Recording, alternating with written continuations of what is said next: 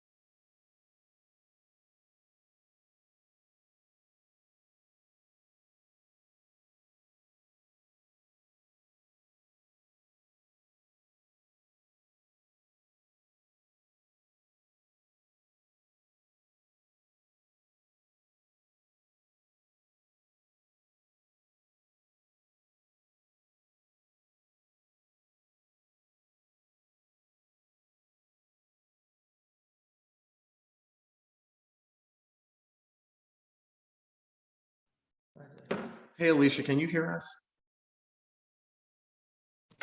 Good morning. Hey. Hey. Let's see if we can get a few more people to join us. A few more people.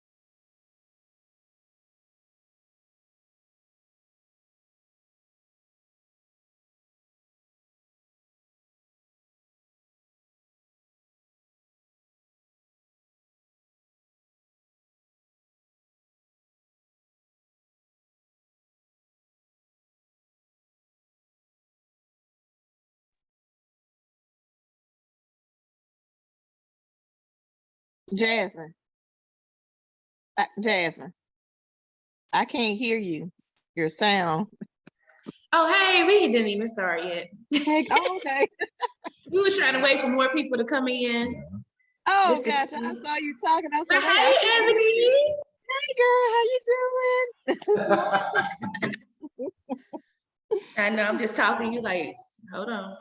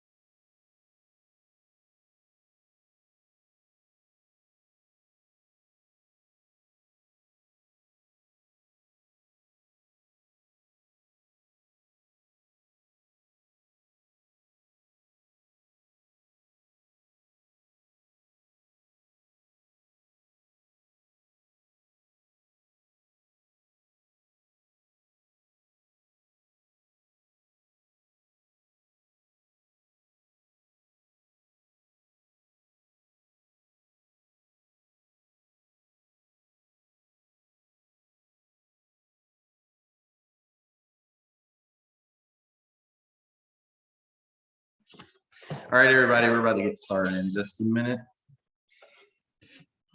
Can't stop smiling. Okay. I know it's like being nervous. It's like Katie just gets up here and does it. It's like, come on, you guys. Right here. I guess I'll go ahead and do this first. You probably. The wealth building simplified, guys. It is so easy to make money with Keller Williams. We're gonna go over some of the steps. Hopefully you all can put it into action. If you have any questions afterwards, you just let us know. If you have any questions while we're going over it, stop us, because we do want to discuss it so you can get a full understanding of it. Here, let me read the chat before we. Oh my gosh. Okay. All right, guys. So we'll go ahead and get started. You can probably push this back so we can have a seat. I know both of us can't fit in the camera. That's the problem. Both of us can't fit. But here, I'll probably sit here a little bit and like just sift through some of the slides. Oh, look at you. We look like a news anchor. On today's forecast with Tony and Jasmine. All right, so here, let's get started, y'all. Okay, so the first slide is just going to go over knowing some of your numbers. With knowing your numbers, it's a really big staple in seeing where you're at in the market. So one of the biggest questions is, how often do you review and revise your business plan? So with you guys having a business plan, it's very, your income can be predictable or unpredictable. It depends on if you have a plan. It's completely on you to make your own business plan, just like other corporations have a business plan. So you need to look at your business expenses annually. Do you know the average commission account with your preferred clientele? I'm going to see if I can minimize this. Yeah, so when I was making these slides, I was looking at this question. I was like, is that a good question to ask? But there are agents that solely focus on commercial. And then there are agents that solely focus on luxury homes and everything like that. So yes. But I was about to say, with your commission amount, it's completely dependent on the clientele you focus on, because everybody's price point is going to be different with the clients that you work with. Just to piggy on that question too, I found that it's good to kind of mix it up. So if you feel like, hey, I can't get all the $1 million houses or the $400,000 houses, find you an investor that want to buy 20K houses or 30K houses, 50K houses. That way, it's usually less work in a sense, especially if you're dealing with an investor. Right. It's usually less work in a sense, especially because usually in that price range, people want to pay cash. So it's like an easier transaction. So while you're waiting on that $300,000 deal, find you some $50,000 or $60,000 deals to kind of weigh you over until you can make it to the next level. I was about to say, we're rounding out April, but I kind of just did like the first the first quarter. So the last 3 months or the first 3 months of the year, if you just know your numbers for that. So the number of listing appointments you went on, the number of buyer appointments you went on from just January to March. If you know the number of listings you sold, if you're not going to listing appointments, you probably sell no listings. If you know the number of buyers that you helped in the transaction, everything like that. So it's kind of just finding the basis of your numbers and seeing where you guys land. A lot of the times you'll see people with inconsistency in their track record. And it's like, if your lead gen is inconsistent, then your numbers going to be inconsistent because you're not continuously replacing the people that you're helping with the transactions.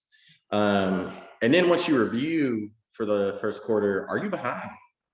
Like, do you need to catch up a little bit almost? And then another question is, are you buyer or listing heavy? So essentially, people that work with buyers, you have to do more.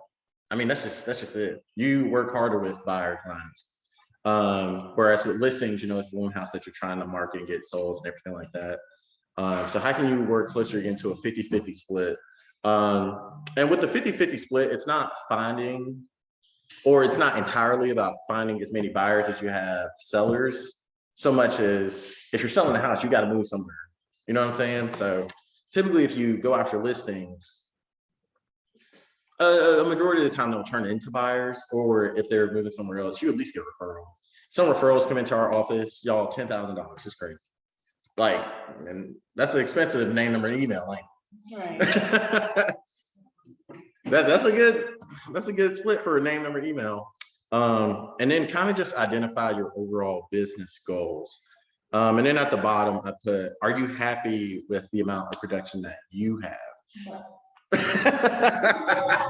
But no, see, the reason I put that there is because there are some people that they really just focus on their first career and they're okay selling, 2 or 3 houses a year. That's their vacation money, and that's fine. And then there's some people that's like, this is my whole, shebang, is my whole business, stuff like that. But if you're happy with 2 or 3 houses, just get your 2 or 3 houses, go on vacation, you're good.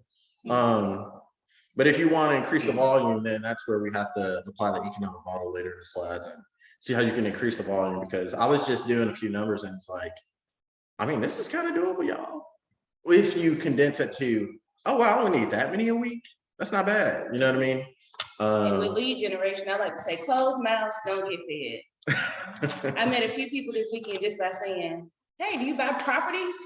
He was like, oh my goodness, I was looking for somebody. Because everybody is looking for a realtor. So you got to feel like they're looking for you. Oh, that's good. That's good. That's good, y'all. You got to feel like they're looking for you. Malin. Oh, Malin already know. Malin, no, people really call us like, we need Malin. That's Right. it. That's it. She already knows. She got to see. Yeah, that's the city. But does anybody have any questions before we move on to the slides? Shakira said, don't pick on her. She look. Does anybody struggle with like making goals or setting like a certain amount of listings they need or a certain amount of buyers they need to reach a certain goal? Making goals. I have them in my mind.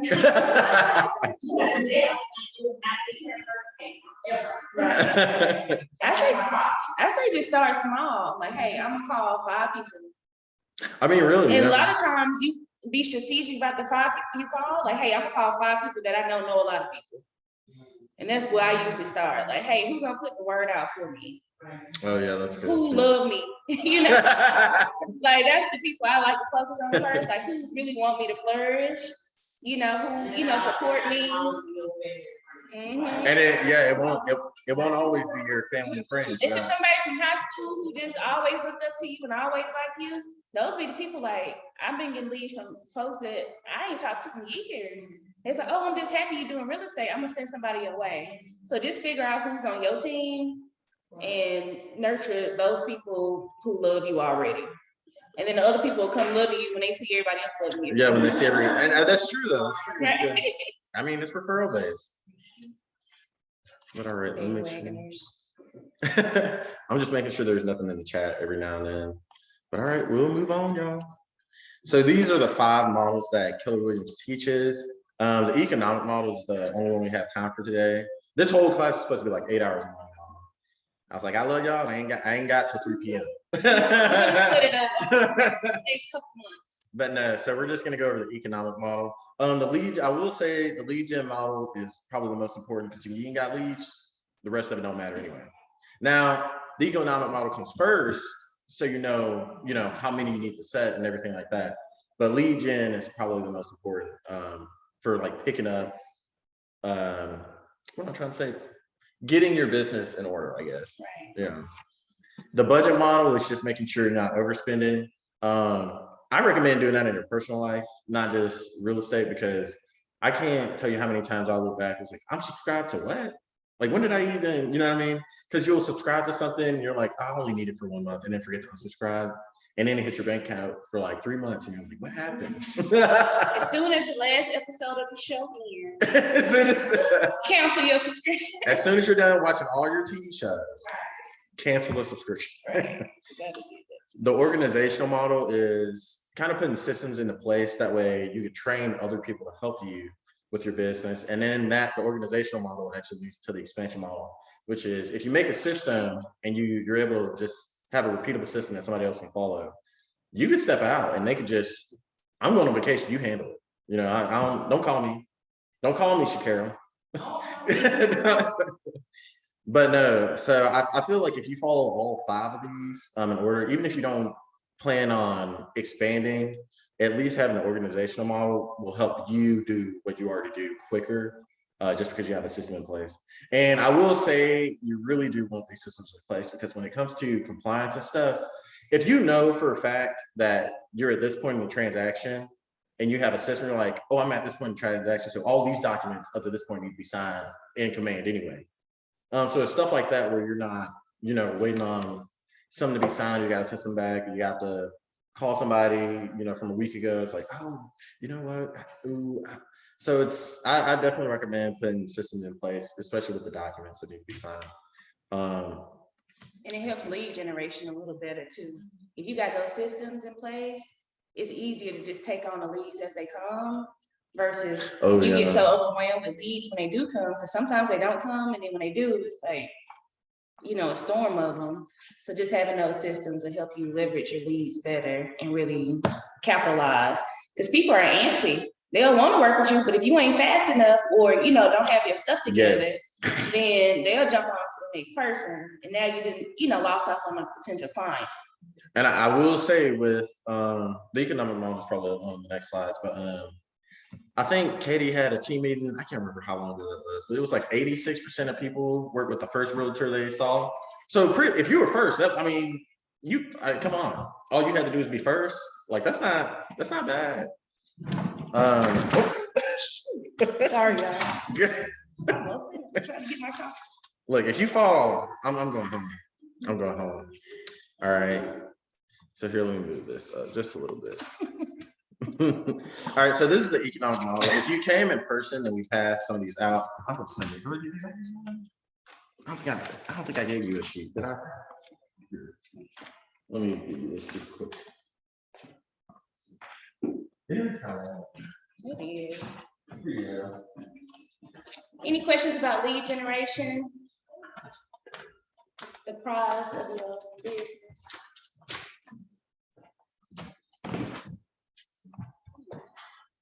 We gotta turn the air on. All right. Okay, lead generation. I know the question I get all the time from people ask, and I know that we can all chip in. What are the best lead generation models? I know for me, it's just getting yourself out there, talking to your people. But what are y'all's suggestions? For those of y'all in the chat, Shakirl's question was, what are the best lead gen models for, that everybody else is trying, other realtors that have success doing stuff? Do y'all have any input? It's just kind of based on the person, what they're Yeah. good at. I'm someone with an expert, so maybe you just cannot talk to people that necessarily work, but maybe I can post on social media, which I don't. But maybe if I could, that would be a good generational model for my personality. So I think person and like the industry, maybe if you go out, do a career. Yeah, do a career. Yeah, issues work is all from, people that you're around, at work, or whatever, right? They said, people in high school, people like that, you just have to miss one person, but you have to do something. I'm pretty sure. But that's But But that's a good point, Monica. Just finding your personality and not really trying to go off nobody else's personality and what they do. You got to do what works for you, because if you're uncomfortable, people can sense that too. People sense confidence. That is true. Like you won't know nothing you talking about. You walk up confident and tell you, and don't feel like you need to know it all automatically. Hey, just make sure, like, hey, I'm gonna go out and lead generate. Have a buddy you can text that, when you get ready to go out. Hey, I'm going out to shop. I'm lead generate. Jasmine, can I text you?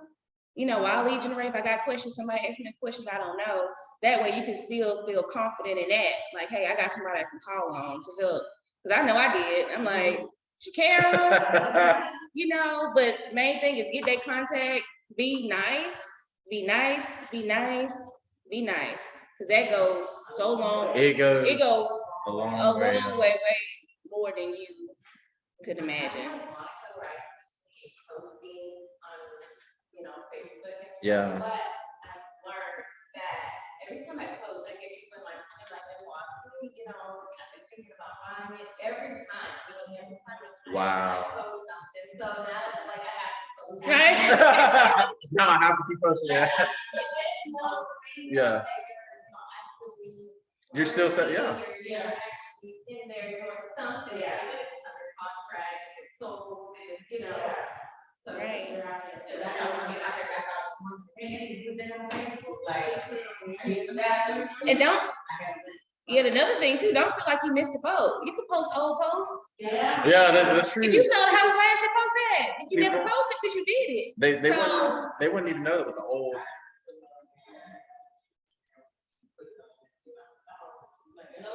No, yeah. Girl, I posted something the other day I did 5 months ago. You know, 'cause I never posted it, and I end up asking, you just don't have time, especially if you ain't got nobody running your social media account. Social media. It's like, okay, I'm gonna post, and hey, just have a clear mind when you lead generate, like Maylene said, on social media, because it is a tool that's free. That's free. That's free. You know, and then people really do be engaged, and people shop on social media all the time, especially Facebook. That's the new news.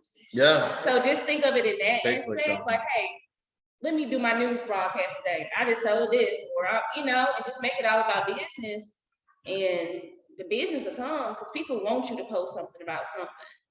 Like even when you show houses, if you don't have nobody to show, go show yourself the house. Show your social media Yeah. people.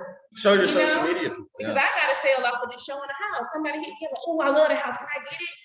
I'm like, yeah, you know. I need to know. Like, straight up, y'all. Straight up. Shakarow's question was like, are you free? Right, you know, I I get asked it. him, he was like, what I need to do. He was You like, might what get I, he was like, what I need to do. So pretty much right away he saw the video. We got him pre-approved that same day. So I'm like, hey, what's your number? I'm gonna call you. He's like, what I need to do? I'm ready to buy a house. I've been waiting. I saw this house, it's so beautiful. I want that house. I'm like, okay. Hopefully my client that I just showed this to don't want it. But and not even getting into all that, just knowing how to read people. Hey, okay, you know he can't get the house right now. He needs pre-approved. He don't know that, but you do. So I'm like, okay, I'm gonna get you pre-approved. Turn your information. My, lender can get you pre-approved in 1 day, which most of them can. He got pre-approved. We went looking the next day. He went on the contract that same day. All off of he saw a pretty house. video. But Yeah. that is so stupid. When I got Yeah. went and showed somebody else a house. Wow. Saturday. It was at the top of their budget. She's also my client. She saw, I called her and I said, listen, I just saw this, I showed you this house. They said they're not gonna put an offer in you a letter. I called them and I said, have another client to see this house. Took her to it with a contract because it was like the mid of her budget. So she was like, let's put all in. That's Let's a go for it. that's a good point too. Like the Keep maximum. in mind your other Yeah. clients who you're selling from. Yeah. Cause that might not like that, but that client might not be, you got somebody else that. Lined up. Because And people looking but just it's- don't want to take that leap to talk to people. There's a lot of introvert buyers out there that you need to be like just welcoming to. I feel like, oh, I didn't even know. Yeah, girl, come on. The last thing I'll add, no, you're good. The last thing I'll add is play on your strengths. So Shakira, who has like a coaching mindset, you probably conversations about consultation where it's like, no, I'm coaching you on how to buy a house. You're probably better at that than a lot of other agents because they don't have like a coach. Like your strength is coaching. You know what I'm saying? Whereas other agent strengths would be something else. Now I'm gonna pick on Mailing because I love Mailing. But y'all, we ordered an Uber at family reunion. No, see, she's laughing, but we're all like, oh my God, like we're like, you can't do this. But no, like we were at family reunion and we ordered an Uber. And the guy, he didn't like English just wasn't his first language. So imagine Katie Woodard, what? And then man was like, girl, give me the phone. But Malin explained to this guy where we were like in 30 seconds. And we were like, what? Like we literally just would have been stuck on the corner. But had to like wait another 20 minutes for Uber at least. But no, for real, like play on your strengths. So she could probably, if you have multiple languages under your belt, that's already crazy. Yeah. know, but see, no, wait, I got to say, Seriously. meet people where they are. Yeah. And I feel like I'm dealing with a client now, like, hey, you ain't always gotta be so, you need to meet people where they are Yeah. equally, because sometimes they'll be intimidated by your wit, you know, Yeah, your yes. smartness. Yes. And sometimes you gotta hit a girl, you know, or, you know, and just tell like relatable stories, just to kind of connect, and then you make your sale. If somebody can Little relate word, to but you, you know. then if somebody like can relate to you and it's not like, oh my gosh, this realtor's like knows everything and I've never bought a house, and then it's less scary for them too though. But yeah, we didn't talk nothing about the economic model. Y'all see that? But lead generation is a lot of it. Lead generation is a lot of it. So with the economic model, what you want to do at the top. So for those of you on Zoom, the people in person, they actually have a handout. We could print more handouts if somebody would like one. I'll make sure not to in the chat that we just did. Okay. You already gave them to? Okay, good. So if you're doing it with people that you coach, then the biggest thing with the economic model is taking what you want to make and condition it into, okay, I only need 7 appointments a week on this side or 7 appointments a week on this side. You know what I mean? Because when you do that, it automatically makes it less scary. So this is the generic one that Keller Williams uses. I don't know if y'all can still see the camera. I kind of made a smaller one with $100,000. So you can kind of just see the one with the million versus the 100,000. But with a million, that's it. I'll get 100,000 on the way to a million. Right. Don't worry about it. But even with the 100,000 model, y'all, if you go on one listing appointment a week and one buyer appointment a week, and your conversion rates are at least 70%, which they're going to be higher than that because 86% of people already works with the first realtor they talk to. So it's like, if your conversion rates are higher than 70%, then you probably go on less. But if I went off just, just base 70% conversion rates, one listing appointment a week, one buyer appointment a week, for an entire year will get you $100,000. And that's ridiculous. Like, and that's off of, I will say that's off of a $5,000 commission, just average commission. Because we do have a lot of people that will bring in 7 and then one deal and they'll bring in 3 one deal. So it's like, you know what I mean? Kind of meet in the middle. But off of $5,000, I wouldn't use 7150. I wouldn't use 71 unless you just up there. And that might be your average commission price. But it's just about doing it, like we said before, finding your target market, your Yes. preferred clientele to get you to your goals that you need. Because if you only work with luxury and okay, my commission checks are around this, if they're consistent, it's not like you work with luxury and then you work with first-time home buyers and then you work with commercial and then that's a lot to keep track of on a like average commission rate basis. But if you work with a certain clientele and most of your commission checks come in around the same amount, then I mean this is actually very doable. What price range is luxury considered? So I think luxury with Keller Williams, oh my gosh, I used to remember this. I may have to get back to you on it, but I want to say it's like with Keller Williams, they do it off of GCI. So I think it's like you have to do 7 to 8 million GCI or something like that to be qualified Keller Williams luxury. It might be 4. But I just want to know the price range. 4 deals, 6. That's the thing too, because it can't be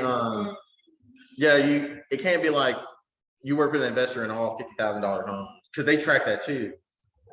I would have to look up the statistics for you for luxury homes. But no, I mean it's something to look at. Here, let me get this super quick. Does anybody need any help, like even on Zoom with the math? Is what I want to make sure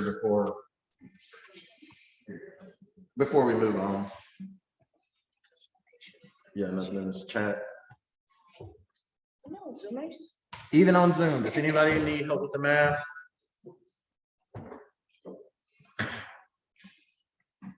But every goal is doable. I'll follow you guys. I'm good. I'm good as well. I know. Let us hear something. We want to hear your voice. Let me exit out of this. But yeah, is everybody good on the map? I know you already coach it. Yeah, everybody. What I like to tell you, don't focus on that big number, focus on those appointments. Focus on the appointments a week. Focus on the appointments and the rest of the month. Focus on the appointments a week. Keys. Because if you like $100,000 GCI or net, and not even GCI, $100,000 net income, I could do 2 appointments a week. You know what I mean? One buyer, one listing. Call everybody you know, like FISBOs that aren't on do not call list.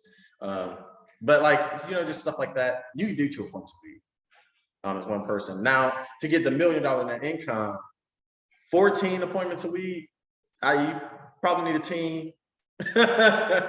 But I mean, 2 is doable. So we move on. And then sometimes you just gotta readjust your goals. If you like, hey, I said 5 appointments for this week, 3 weeks passing by, you only getting 2 appointments, readjust your goals so you won't feel defeated every time. Because it's all about your mindset in a sense. And you gotta, make yourself feel more than what you feel like you're accomplishing. So sometimes you just gotta readjust your goals to beat them, like, hey, I need to beat these goals this week. Let me go to 3 instead of 5. And then go from there. We saw that in the bowl class too, where there are people that couldn't do the bowl 100, but they're like, I didn't make it. I only talked to 60. And it's like 60 people still alive. It's still a lot of people if you're not used to just going out. Or the 10 or the 20. 60 people is more than 0 you talked to last week. Yeah, just get 1% better. Yeah. We'll move on. Yeah. All right, so now we're gonna shift gears in the profit share. So those of you who joined on a little bit later, one at the beginning, we were doing active income versus passive income. So the economic model is active. That's you, that's your business, that's what you're putting in, working, however many hours a week to make your income grow. Profit share is gonna be more passive income, where somebody comes in, they name you as a sponsor, you don't do anything. You literally do nothing but, have somebody sign on and you like sponsor them, and that's pretty much how you grow your tree. Let me play this video and it will explain a little bit better than I can. When deals close, agents who haven't passed $800 to market center. The market center uses that money to pay its bills. What's left over is profit. Every real estate business is in business for profit, and usually the owners keep all of that profit. This practice makes sense. Owners invest in businesses with the hope of seeing a return. At Keller Williams Realty, we do things a little different. We believe in growing the business together. So we split the profit between the owners who took it and the associates who helped grow the market center. Roughly 52% goes to the owners who took the risk, and roughly 48% goes to the associates who helped grow the market center. So how is it dispersed? We figure out what percentage of the market center's profit is a result of that associate, and we take that percentage of the profit share pool and disperse it through branches of that associate's profit share tree on a monthly basis. The associate sponsor gets half, the associate sponsor gets 10%, and so on until all of it is dispersed through 7 levels of sponsorship. At Keller Williams Realty, we believe the profit will grow exponentially when everyone has the opportunity to share it. We believe in finding the win-win and in doing the right thing, because together, everyone will achieve more. Right. Did that video kind of answer a lot of questions? I know, so when people sign on, sometimes they're just, profit shares can be confusing. Do y'all have any questions? Does anybody have brought in anybody, or anyone of y'all a sponsor already? Josh. So it's passive income once you do the work to get that person under you. And once they start working.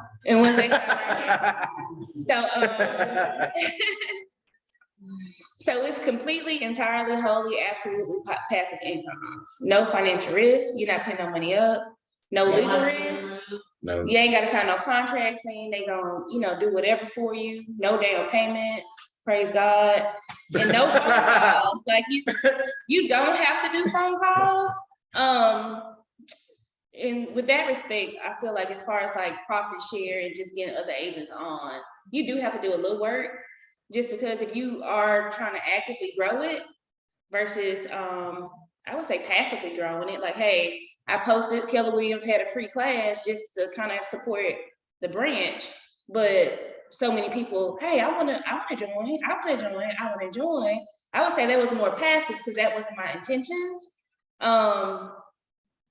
And then they, just came to me just by me posting, hey, we got career night, which, just kind of putting the word out there, not thinking like, hey, people gonna come and be under my profit share tree.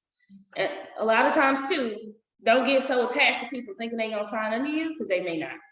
Yes, that is now. I So- will say Once they hear that they can sign up with anyone. in the anybody. company, they're like, you know what? I got a cousin out in Nevada. Then you have one using that person. Yeah. Mhm. So I got a good example too. One of my the person that sponsored me about me Yeah. 5+ years ago.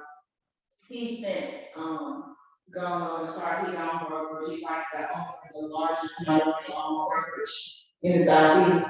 And he still getting residual income off of me. And he's sick. Wow. I mean, not on selling anything, but. No, yeah. You know, I'm not just getting like he was like, girl, that's you. Right. But that's really, that's But how even it works. so, it just, automatically, like I just got my first profit share the other day and just pop in your account. I'm like, Yes. okay, where's my money from? So it's a good feeling, but it's also good too. Just bringing other agents on, like people really want to be in this career and just being that light for them and just explaining to them. They're like, come on, sign up under you. I say take advantage of it now because they do have the free class until October. Hey, it's free. Yeah. And if you want to actively work and just try to grow your passive income, I feel like now is the time. It's a free class. It's a free class. It's a free class. You can come. I even invite people to come to the office. Some people just got to see it. I'm like, hey, you can just stop by anytime. You can talk to Katie. She'd love to talk to you. Right. People just stop popping in. I'll tell his dad. People just stop popping in. What happened? She didn't know Jasmine was undercover the whole time. No, it wasn't me undercover. But no, you could just invite them here, when you show them around yourself. Not Katie. But you gotta set an appointment with Katie. You phrase that. She does have a link where you can set an appointment with her. Yes. And yes. all of that. But still just bringing them into this environment. If they serious, you'll know, because they'll keep hitting you up about, becoming a Keller Williams agent, how you like it. Like I got to talk to somebody today about, she's been wanting to, get into real estate for so long. People are really motivated by your story. So I say use it as an example. Everybody got a story to tell. Everybody got in real estate some type of way. I know it wasn't all our first careers. So yeah, that's a story. A lot of people are unhappy on their jobs right now. Especially right now. Because once they say they want to do it, they say, hey, I'm a team leader. She would love to talk. Mm-hmm. And give, because with jobs, I don't even know how many came Facebook friends. I have no idea. And it was one day I was in the parking lot and we last year, and he was like, yeah, I just finished real estate class. Send me based on Facebook. I just finished real estate class. I'm about to take my test. I want to join KW. Okay. She was like, who is this? Right. So I need to talk to my, because I didn't know him enough to really know what he liked. Yeah. So I'm like, well, I can give you the link. I'm not contact information of my team leader. I said, well, I give her your information. She'll love it. I gave his email, phone number, stuff. Within a month, Josh was here. Mm-hmm. And that, so kind of from the market center standpoint, so when everybody joins on, you have to sign a binding sponsorship agreement. And then one of the next slides actually mentions this. It's not the first person you talk to. It doesn't have to be the last person you talk to. It's literally whoever influenced your decision the most. So going back to what Shakira was saying, you could help somebody through this entire process. And in that binding sponsorship, they are not obligated to name you whatsoever. Mm-hmm. Not even in a remotely. So you would hope that. And that's the thing. There are people that have whole businesses where all they do is refer people to KW. Like people have an entire model where all they do is refer, and then get the passive income on the 21st of every month. So I mean, it's something to think about. Just if you're selling actively anyway, what I recommend doing is if you aren't shy about talking to co-op agents that probably don't like their home brokers anyway. A lot of co-op agents, if you refer somebody and they name you as a sponsor, that's somebody that's already in production. You don't have to train them. You don't have to, you know what I mean? So that's kind of what I would focus on if I was in as a co-op. But you will be focusing. Yeah, I know. So this is kind of just explaining that it's just a person like primarily responsible for the reason you join Right. the company. It does not have to be the first or last person you talk to. And I just say that too, like, if you're the primary person responsible for bringing somebody on, nurture that person. Because at the end of the day, when you nurture them, it's gonna directly make you money. You know? Quite literally.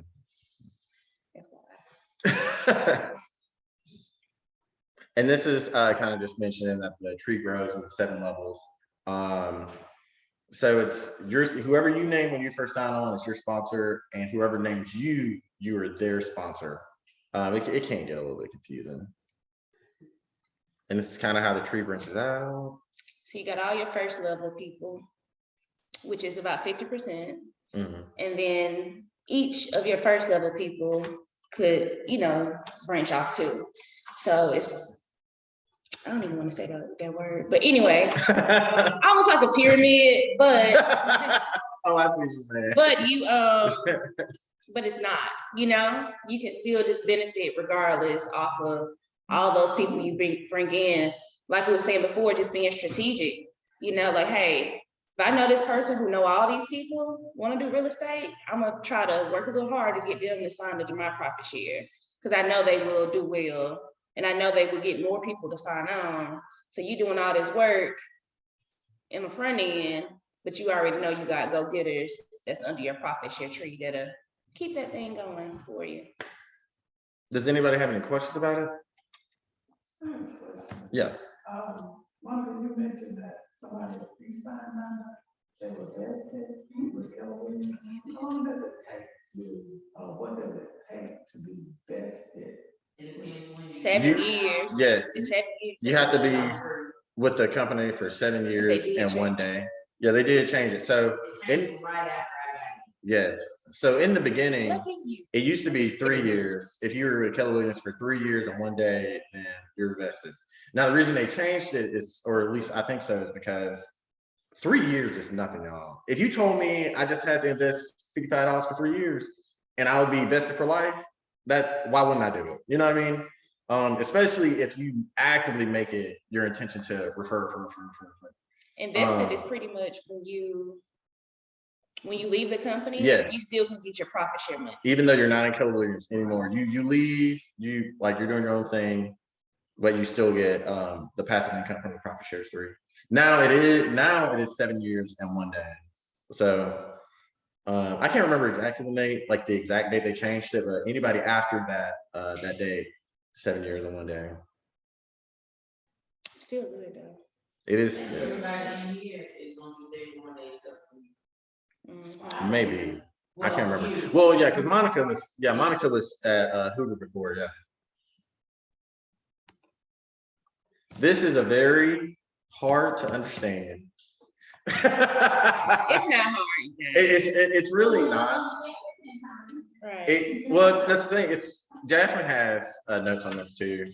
It's really not hard to understand. It's just a lot to keep track of, for real. Right. And this is kind of like the first half is kind of like what goes on in the background here at the branch. Number 4 is more so what you would see coming into your bank account. Yes. So at the beginning, of course, they go over the GCI for the commission, the gross commission income. Mm-hmm. So right there, they got 150,000. So of course, the agent split after royalties is 70%. So that's break down to 105. Then you have your company dollar, which is 45. So that's the money the company made. Then approved costs. Of course, we got expenses here. Yeah, those are market center expenses. They call them KW approved costs on the income statement. Right. So of course, you just gotta subtract how much the company made from the Yeah. expenses, and boom, you got the profit for the company dollar. Number two kind of breaks down the profit. Of course, half of it, not half, about 48% goes into the profit share pool, and about 50%, the remaining 52, 52 goes into the owner's profit. Anything for level 1, 2, and 3, those are the max numbers for each level, and then you just break it down in that regard. So if for the first 29.90, Yeah. you do 25% of that. That goes to the profit share pool. Then the owner profit, of course, the owner needs to get more because he, they actually own the company. Then the next, right? Well, and I will say too, it's like a tier system where, we only made $3,000 and we have to split half of that. That gets tough. You know what I mean? Mhm. So it's like up to, 3,000 is going to be 25.75. And then up to 82.50, it's going to be 35.65. And then up to, or anything above, anything above 11.240 is going to be that 50. But the way the tiers work, if you actually do the math, it breaks out to like 48.52 Right. total. So really, as long as you get above 11.240, like owner profit at the bottom, then, or profit, market center profit or loss, then that's when the averages make that 48.52. So that's harder to understand. It's really for the market center side, really. Because if you had to split half of, like, you didn't even make $3,000 profit last month, that's a little bit harder. But it's still passive. You didn't do much for it. for the profit share, Even yeah. if you get $30 in your account from your profit share person, Mhm. which I think I got one time. I I didn't mean- work for it. That was gas. I was happy. Well, that's the thing too. It's like if we, I guess I'll run through the percentage super quick. But so say XYZ John brought in only 3,886 company dollar last month. You divide that by the total company dollar, and that gives you his 8.64% of the profit share pool. Right. So all of that, forget the rest of the math. You just like 8.64%. That's the new number, that you need for the line below that. So now you have John's percentage that he's contributed. You take his percentage and multiply that by the total profit share that was shared. And that's how you get $800. So it's not, oh, my person bought in 3,000, so they should have been profit sharing 3,000. No, that's not. Yeah. It's a percentage as opposed like what a company dollar. Right. Mm-hmm. So don't think, boom, my person, like he said, made the $3,000. Oh, he's my first tier. I need to get 1,500. Yeah, that's not. So that's what I thought. And I had to make that. Now look, we be talking whole different numbers. Yeah, And you have to do that percentage of the company dollar Mhm. off of what they brought in. And then you take his 800 and just the And different divvy it tiers. up. So if it's the 800, if Mary was your first person, of course you'll get $400, which is good. If Mary brought in Tom, so if Tom made the 800. Oh, other way. Weird. Tom brought in Mary. Oh yeah. Tom brought in It's Mary. going the opposite way. So If he made the 800, you'll get $80, and so on and so forth. Does that kind of make sense? Okay. Right. It's free money. It's free. Don't worry about the math. Don't worry about the money. Don't worry about the math. It's passive income. Now, Katie was actually going to be up here, but she had to take her son to the dentist.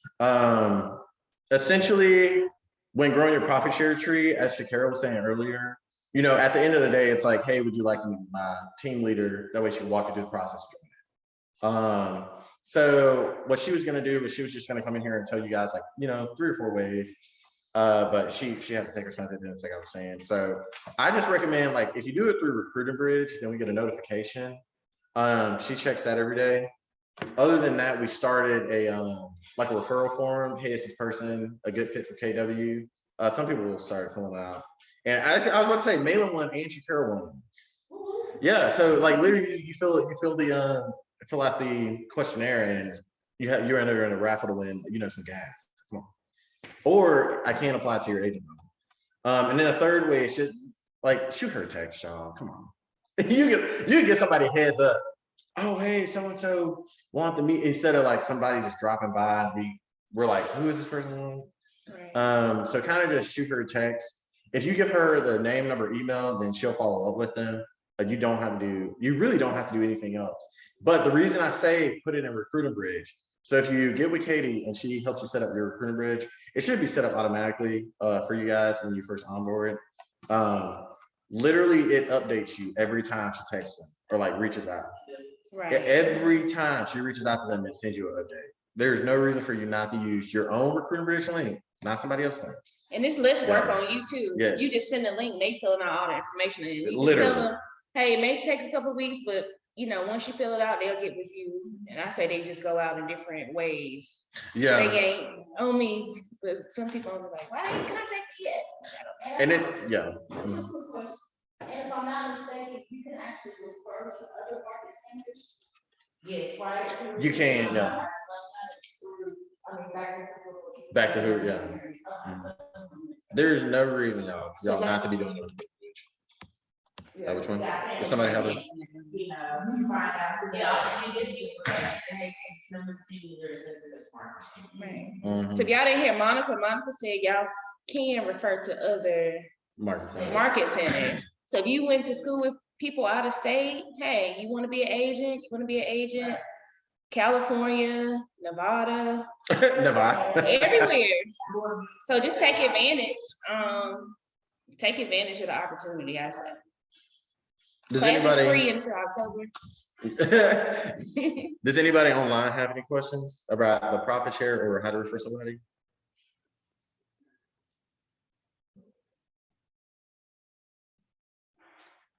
Is everybody set up with Recruiting Bridge already? Good question. Does profit share work the same for each market center? If I have, like, I have some people up in Atlanta. Yes, profit share works the same for each market center because that's Keller Williams International. So that's not something that like the individual market centers can decide.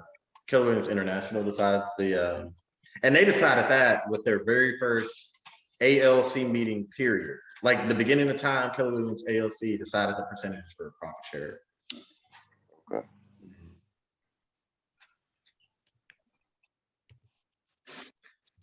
And then we're just gonna make a quick announcement about our Red Day. So it is May 12th. We were talking about it a little bit before you got started, but so for those of you who don't know what Red Day is, it's where every Keller Williams office and like worldwide shuts down just to service the community.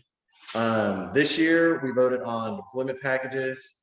One of our agencies takes it for us. At least 250 local soldiers were deployed recently. We're putting together like a Amazon list of items, like a wish list. So if any of you guys want to like order something online but have it sent to the market center and then we just sort through it, you know what I mean, like canned goods or something. We're gonna put together an Amazon wish list for that. We are taking donations as well. One of our agents is gonna, set us up with how to get the donations where they need to go. And then the agents can share materials and content just promoting Red Day. So if you have clients that you just need to touch, it's been a minute, say, hey, this is something Keller Williams does. It's literally community service. Everybody, like, it's so important that the office shuts down for the day and we do community service just to touch them. If you have, anything that you want to donate, I'll personally like stop by and pick it up. Right. That's what Katie did. Because then you see them in person. It's like, oh, thank you so much for helping us service the community. You know what I mean? It's stuff like that. That'll help you stay at the top of their minds. A good way to lead generate. Or I mean, even the lead generate, yeah, not just for clients. Yeah. Oh yeah. Oh, also with Red Day, on top of doing the soldiers, we're gonna be partnering with Walmart to give out vaccines as well. We're still trying to narrow down the exact vaccines, but we know pneumonia vaccine. If y'all do know anybody who needs to be protected from pneumonia, mostly people with diabetes, any type of lung issues, they're more prone to get it. and not really do well with it, especially people that get hospitalized a lot. A lot of times you can catch hospitalized pneumonia. Yeah. So that vaccine is very important on top of anybody that wants to get their COVID boosters, because it's like another booster out right now. If you haven't got the first one or the second one, we will be giving out vaccines as well. If you don't have insurance, it'll be another link to have a form to fill out prior to. And then pretty much you can just contact me directly if you did want to sign up for the vaccines, just so I can have enough. I will have extra just for people who may just stop up, but just making sure you just spread the word. It's a good, point of contact. People need to get vaccinated. Everybody can get to the doctor. And then a lot of people just don't want to go to the doctors because of COVID. They just want to not have to be in that environment. So we just kind of open up the office to do that as well. And if you can, please come help pack the boxes that Please. Yes, it's especially when it's going to be a lot of stuff to sort through. The more hands, y'all, please come. And that leads directly into the Red Day t-shirt. So we have a form, and one of the questions is like, do you think you're coming? That's yes or no. We do have a maybe option. Tell me yes or no. The maybe option was a courtesy. Tell me yes or that's it. Yes or no, that's it. And then below that, we do have the t-shirt. So you do not have to shoot. Yeah, you do not have to have a t-shirt. You don't. Well, the time. Okay. Girl, you see that more information coming up? So regardless of the time, you don't have to be there through the whole event. Just stop. Yeah, no. So people won't feel like you just have to be there from beginning to we end. may have someone we did last year. We had one barbecue and we had food. Okay. That's nice. Hey, I know we're gonna have at least refreshments. It's gonna be high though. Yeah. Jaquan may like the barbecue. Make a barbecue. Okay. Jaquan, you're gonna have to cook some up. Put it on the calendar. Red Day usually like the same time every year. It's the second Thursday of May. Yes, second Thursday of May. So get the word out to all your clients. It's a good way to just, hey, I'm throwing this event. Keller Williams throwing to get them out networking with other people. You can use it as a free little networking event for your clients, potential clients. Does anybody have any big boxes that can store some of the supplies? Yeah, I was just about to say that. Cardboard boxes too. Yeah. Even if you just have cardboard boxes. Okay. I could bring some boxes from work too. No. So if you have boxes, is it safe to say drop them off? Yes. Okay. Shakira, you should have got up here. This is coaching committee. If you have any extra boxes, just drop them off at the office so we can, all the way up to May 12th. That way we have a good surplus and we ain't scrambling boxes. Yes. Because people buy stuff and forget the box. And forget the box. Well, is the Amazon wish list created? No. Yeah, Katie said she was gonna get everything sorted out today and post it. I think she said she was gonna record a video and post it in the Facebook group. Yeah. Okay. It is a tax write-off, it's charity, so let your clients know. These things got into the Dollar Tree. Yeah, it doesn't have to be anything crazy. Like little child, like popcorn, little things like snacks. Yeah. Things that we can ship over. And target veterans. A lot of them probably just want to get back, within their busy schedule. Hey, now you got a veteran client, want to work with you because you care about. Because you care about it, yeah. That's actually really smart. I didn't think about that. I just thought about it. I'm like, ooh, I need to. Had an idea on the spot. Alrighty. And now. Monica. What is Monica doing now? I was like, Monica, what are you doing? Before I change the slide. Our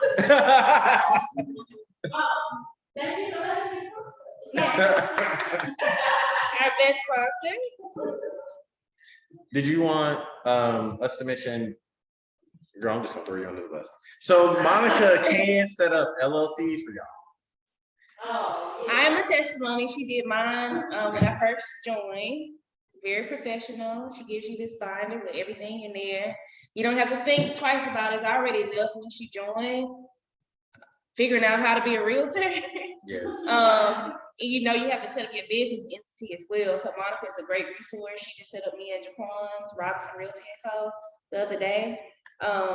Quick, easy, just email. You can put it in her little chat thing, what you want to do. You ain't got to call her at all. She'll just respond, come pick up your package. So it's here waiting for you. So that was awesome. So that's the first step, really. Go ahead and get your business entity set up through Monica, whoever you may choose. Get your business account. And then now all of this will make way more sense because you have an account that you're working out of and getting it going. And that's probably something like we're probably gonna try to bring in the future if a lot of people like this style, financials wise. Yes, P&Ls, because the market analysis that Katie, that's really good at like saying this is how you phrase your conversations. Whereas like the financial is like this is how you run your business. You gotta, because I recommend different bank accounts. You need a savings account. You need one for taxes. You should be paying taxes quarterly. There's a whole things of should be's that a lot of realtors aren't doing. Even at family reunion, there's a whole breakout about how there are a lot of realtors that owe the IRS just ridiculous amounts of money. A whole panel, y'all, just about owing the IRS. And I feel like a lot of it is because everything, especially your new real estate agent, everything is so new, so much information, and every transaction is so different. So you're always learning on each thing. That's our focus. We just want to have like little clinics to, hey, on Tuesdays or Wednesdays, whenever we, decide, I'm gonna meet with Tony and Jasmine, Monica, and Brittany. We all on the financial committee. I'm gonna meet with them so we can just go over, hey, you got your bank account, and just have like accountability partners. Did you set up your bank account? Yeah, you contact Monica to do your LLC. Like, hey, we need to, just get on the track because it's so easy to finish the year out and you still trying to do your LLC because you just don't know, That is true. So I'm a testimony, but that's our goal. Does anybody have any questions? Do any of y'all have any questions? Like, what would y'all like to see in the future? As far as like finance. Yeah. Estate planning. You go ahead and get up here. You go ahead and get up here, Monica. Yeah, so just the whole No, seriously, estate planning is important. Yeah. Profit law sheets. Okay. But everything, I feel like we have all the resources here to get everything going so your business can run like a business. You can just focus on lead generating because that's the other part. But the finances is the most important. Yes. I just want to say, some people need to explain how the estimated taxes work, and when they are due, taxes. Yes. And I'm dealing with some people that I'm working with that is gonna owe because they didn't pay in the estimated taxes. They didn't pay in And I estimated. try to explain it to them, and let them know about it, but some people just don't get it. We would love to have you a part of the finance committee. We definitely need a tax specialist, that's so important. That's yes. Especially like this, a lot of people first time. I know it's my first time actually having to pay taxes. Like I'm used to working 9 to 5. I don't even think about taxes at all. Then you get that big old check, you want it all. But see, Yeah. Show them how they work, because I'm having to pay some this year, Right. And I was like, what? So I keep thinking it's 30%. Is that close? Like 30% of all your commission checks, it goes to taxes. You can pay 30%, but really truly, remember you can pay at least 10%. At least, okay. Of your earnings if you pay over. And some of it's like 13, just depends on how much money that you make. And that's what's hard too. So is it if you pay them every quarter, is it based on how much money you made just that quarter? See, that's why y'all need, and that's what I was thinking. That's why y'all need to do it. Because if you need to do it every quarter. So Rosita was saying, for those on Zoom, if you pay it quarterly, then it's only based on the income you made that quarter. Because if you made $100,000 one year and you made 70 of it in 3 months, you look like, what do you? And then you need to also. Yes. Take into consideration how your tax and this form, because of again, how your entity is set Yes. up. And then the taxes depend on how your entity is set up. Is what Monica's saying. Like it's finances are hard to explain for a reason, y'all. And that's because they don't want everybody to know. See, some people have benefits and then you got benefits and you don't pay. Yes. You know, fine. Yep. You don't have. If you don't have any, yep. I got like 10 dependents It's, right now. but it's stuff like that. It's stuff like that that they don't see. When I was in college, that's what one of the classes, like the professor was talking about. It's like when you graduate high school, you have a base knowledge of chemistry, you got a base knowledge of math, you got a base knowledge of science, whatever. Like you don't have a base knowledge of finance, anything. They don't teach you anything in high school. Right. Nothing, like no finance, anything in high school. But they'll give you a credit card at 17. Isn't that crazy?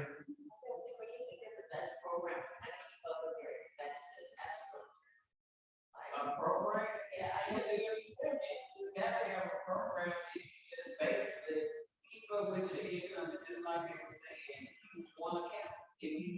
If you use one account, For your business only, then say you look on your account, say this one, say you know where it went to. But if you got something from this credit card, that credit card, this bank account, this home, just keep up with your income and expenses, what you take in, what you put out. I was going to say, do you have people that use QuickBooks? You don't like it? What do you use? What do you like? Myself. I do it. I mean, I do it. I got the ad machine. I do it myself. Oh, okay. I do have a program in the tax software that I can use, but they're so expensive. I mean, yeah. If people give me, like, I have my clients that give me that bank account. And the ones I've been doing for years, I know what it is on my bank account. So I got my little spreadsheet. Oh yeah. But you made a good point, just narrowing down your accounts. Because you'll find yourself borrowing money, doing this, and now you transferring. So just always bounce back, okay. One credit card, if you gotta use a credit card, one bank account, and then put your reserves in like another one that you ain't spending out of that anyway. Yeah. You shouldn't be spending out of it anyway. Well, Grocery store yesterday and I had left my wallet at home. Oh Lord. The only card I had was my business card. Yeah. Cause I pride myself in not doing it. Yeah. But mixing in. I had to do it, you know what I mean? But I mean, I didn't do it intentionally. Did you transfer it back? Yes. Okay, then yeah, that's yeah. But I try not to do it. I'm like, I'm telling people about this all the time, but it was the only card I had. But that's a good example because I found myself in that situation. Like, God, dog it. But just being more organized, like you said, just hey, you just gotta plan it out. And what if you have an entity like before? You probably don't need an entity before you. Oh, simple rule. Oh, y'all, we went too far over, y'all. This was our first financial committee meeting. We hope you got Does anybody on Zoom have any final questions before we end it? I have an announcement to make. Yeah. RNC, Oh my! I was not about to say. I was not about to say.